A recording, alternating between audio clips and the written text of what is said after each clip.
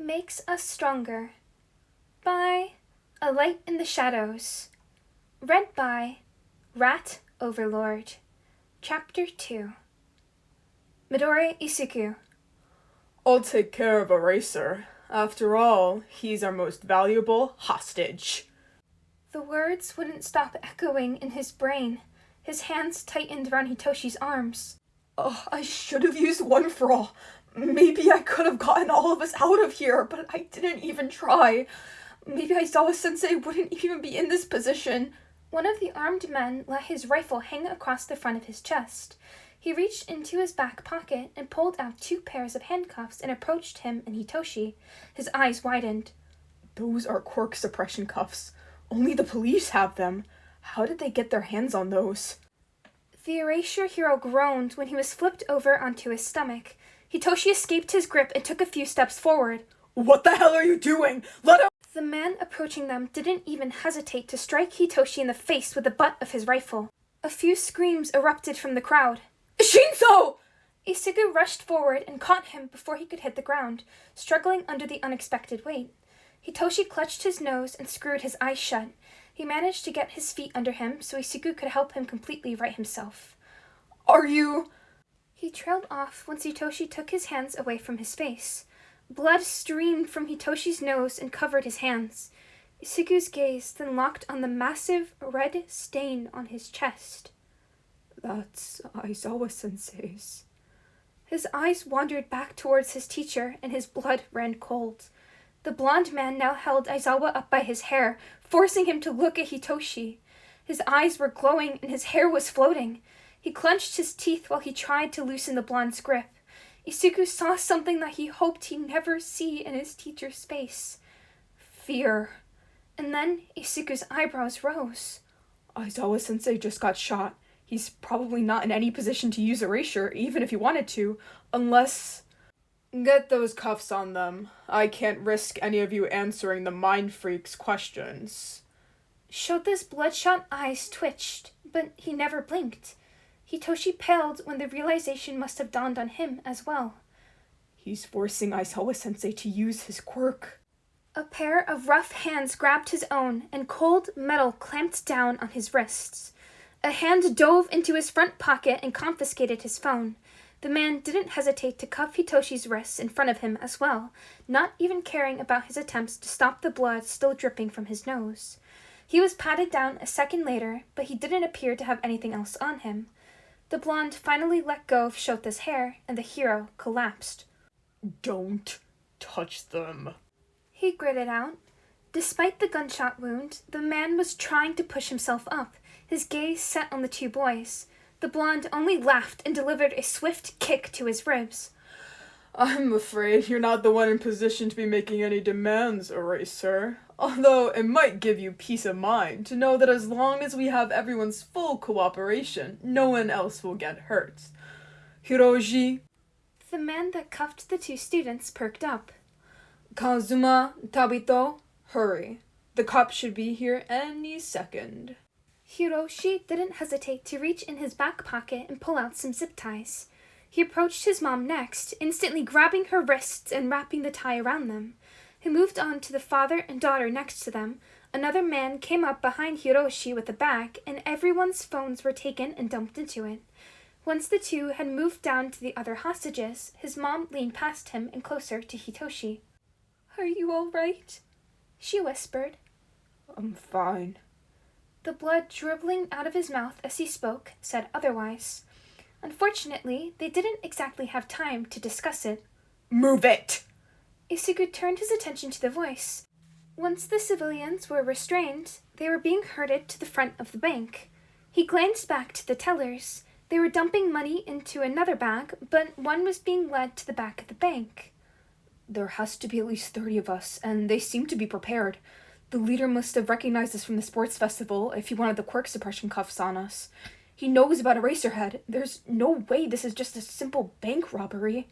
Strong hands clamped down on his shoulder and shook him out of his thoughts. They steered him forward to the front of the bank before giving him a rough shove. Hitoshi bumped into him a second later. Despite the green glow and bright, jagged lines moving up and down the wall, he could still see flashing lights racing towards the bank. The sirens wailed even louder. The police were close, but it did nothing to ease the pit forming in his stomach. Aizawa Shouta. Stars danced behind his closed eyelids when he was forced onto his stomach. He couldn't stop a groan from escaping him. What the hell are you doing? Let him... Hitoshi.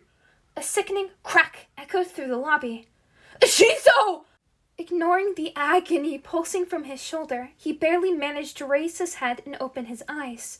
Hitoshi's hands covered the lower half of his face, and he'd practically collapsed into Isiku's arms. Blood seeped between his fingers. Before he could get his good arm under him, a hand fisted into his hair and yanked him up onto his knees. His hair started floating around him, and a pressure intensified behind his eyes. He tried to shut them, but they remained wide open. His heart dropped into his stomach. He's forcing me to use my quirk. He brought a hand up to grab the man's wrist and twisted, desperate to relinquish the hold and stop erasing Hitoshi's quirk. But a strong grip on his jaw forced him to keep his gaze on the two boys. Don't try and fight it. You'll just be wasting your energy. The leader straightened and addressed his men. Get those cuffs on them. I can't risk any of you answering the mind freak's questions. As soon as the two students were restrained, the grip on his hair disappeared. He promptly flopped back down onto the ground. Fire emanating from his shoulder, and his eyes burned, but he tried to push himself up anyways. Don't touch them. He could barely contain his rage when the blonde laughed. A boot connected with his ribs. He sucked in a sharp breath, and his left side ached. Shit. I'm afraid you're not the one in position to be making demands, although it might give you peace of mind to know that as long as we have everyone's full cooperation, no one else will get hurt. Hiroshi, Kazuma, Tabito, hurry. The cops should be here any second. A knee descended onto his back, his newly cracked ribs protesting the crushing weight. His arms were wrestled behind him. 2 zip ties were secured around his wrists and pulled so tight that they cut into the skin. He was promptly turned back over and pulled up into a sitting position. The blonde motioned someone over before producing a knife from his pocket and cutting off a couple pieces from his capture weapon. Hold these, he muttered, bunching up the cloth and pressing it against the entrance and exit wounds in his shoulder. Black spots engulfed Shota's vision. He clenched his teeth but was unable to bite back another pained groan. The two wrapped his capture weapon around his shoulder and arms to keep the cloth in place, also rendering his entire upper body immobile. The police are almost here. The second man whispered. Looks like Tsukauchi's with them. Shota's eyes widened at that. They have someone else on the outside. The blonde seemed to read his mind. He leaned in, his breath ghosting over Shota's ear. These hostages now depend on your behavior and the cooperation of the police, Eraserhead. If you care about them, you'll do your part and keep your mouth shut. The police won't negotiate with criminals. With all these civilians and one of their greatest underground allies at risk, I think they'll consider our demands. His capture weapon was wrapped around him one last time before getting cut and tied off. A pair of arms grabbed Shouta and yanked him to his feet, the throb in his shoulder and the ache in his ribs intensifying at the movement. He scrambled to gain his footing as he was dragged towards the front of the bank. The hostages were lined up along the windows on either side of the massive glass doors. He caught a glimpse of Isuku and Inko just to the left of the bank entrance. However, his gaze lingered on Hitoshi. The kid's eyes darkened when they met his own, and he was certain his did the same. Hitoshi managed to stop the bleeding, but dry blood caked down from his now crooked nose over his lips and down his chin. Red stains covered the sleeves of the borrowed shirt. He opened his mouth, but Isuku clutched at his arm with both hands. The student leaned in and muttered something, eyeing the 2 armed men pacing a couple meters behind him. Whatever he said caused Hitoshi to snap his mouth shut. Thank you, Midoriya. Shouta only had a moment of relief before the blonde abruptly stopped in front of the doors, shifting to grip one of his arms while someone else grabbed the other. He swallowed thickly at the two bodies carelessly tossed out onto the sidewalk.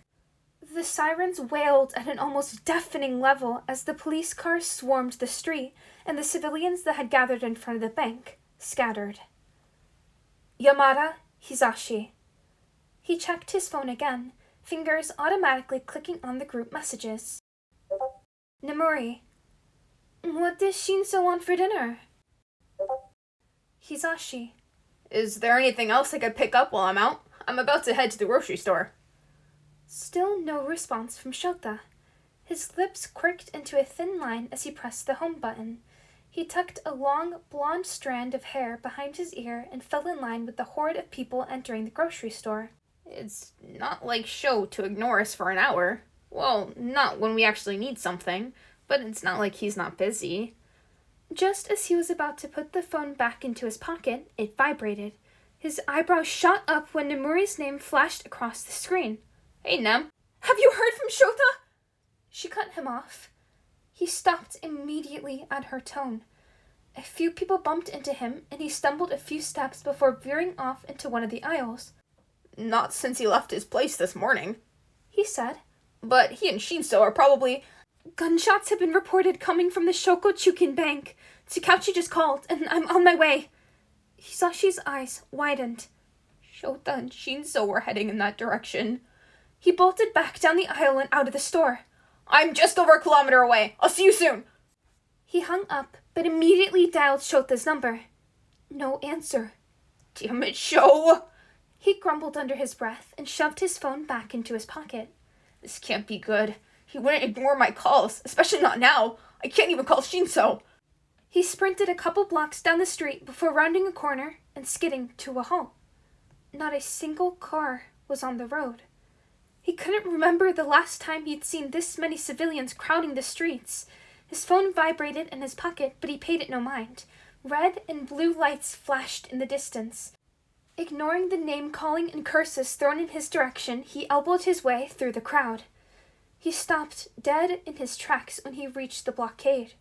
A green glow covered the entire front of the bank. There was a slight curve, and he knew it had to cover the roof. What the hell? He barely even registered a cop walking up to him. Sir, I'm afraid you can't...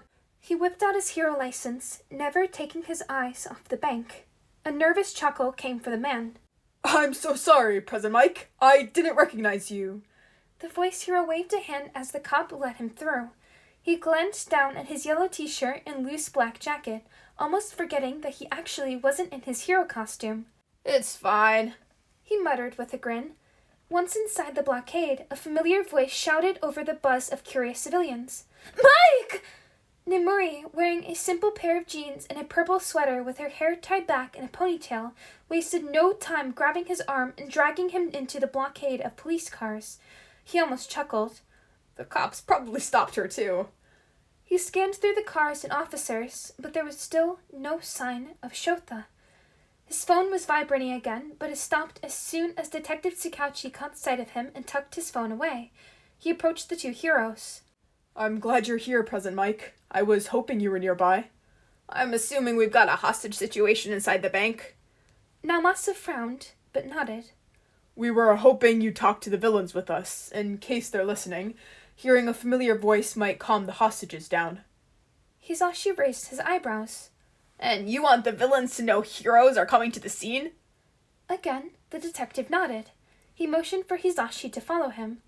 All Might and Endeavor are on their way. We're making more calls as we speak. The coroner should be here in a couple minutes to take care of the bodies. Normally, we'd wait for more heroes, but at least 2 civilians have been killed, and we need to know exactly what we're dealing with now. Bodies. He fought the urge to look away when the detective led him in front of the police cars, the two stopping at the cones set up in front of the stone steps. Blood trailed down the stairs until it pooled where the bodies had rolled to a stop on the sidewalk. Shit. The villains have created some sort of force field around the building. Naomasa continued. They've also lined the hostages up at the front. If we have to force a way in, it's going to be difficult. The transparent green glow allowed them to see the terrified faces of the hostages staring back at them through the window. Hisashi's heart stopped when he spotted a mess of purple hair. Shinso? What's on his shirt and face? Are those bloodstains? Wait, is that Midoriya next to him? He took a deep breath and shifted his gaze to the door. If Shinso's trapped inside, then... 2 men were holding Shouta up a few feet away from the bank's entrance.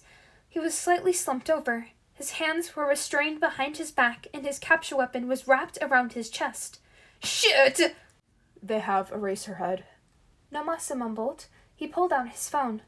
Are you ready, Present Mike? He reluctantly tore his eyes away from his friend and nodded. Howdy, howdy, fellow rats. Hope you enjoyed listening. And if you did, feel free to leave a like or comment down below, because I always love hearing from you guys. And be sure to subscribe so you can stay up to date with whenever I post. And as always, here's your little daily reminder to go hydrate, you fiends.